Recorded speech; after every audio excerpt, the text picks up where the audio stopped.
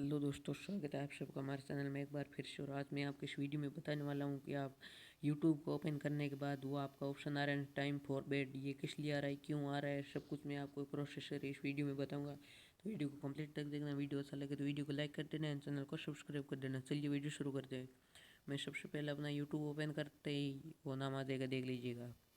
ये देख लीजिए, ओपन करते ही आ गया। आपको सबसे पहले इसमें ऊपर क्लिक कर देना है और ये इस टाइम पे फिर से आ जाएगा। आपको सबसे पहले सेटिंग्स पर जाना है, अपने चैनल के लोगो पर क्लिक करके, और फर्स्ट टाइम यहाँ पर आपको फर्स्ट ये ऑप्शन दिख रहा है जनरल का, तो इस पर आपको सिंपल सा क्लिक कर देना है। क्लिक करने के बाद यहाँ पर सेकंड पे आपको ऑप्शन दिख रहा है remind me when it's bed time, तो इसके ऊपर आपको इस ऑप्शन को ऑफ कर देना है। ऑन करेंगे तो ये देख लीजिए टाइम मांग रहा है, इतने टाइम से स्टार्ट होगा, इतने टाइम पे एंड टाइम। तो इसने स्टार्ट टाइम ये इस टाइम से ये स्टार्ट हो जाएगा वो नाम आना। इसको डन करेंगे तो ये फिर से आ जाएगा 10-15 मिनट में। तो इसको ऑफ कर देना है।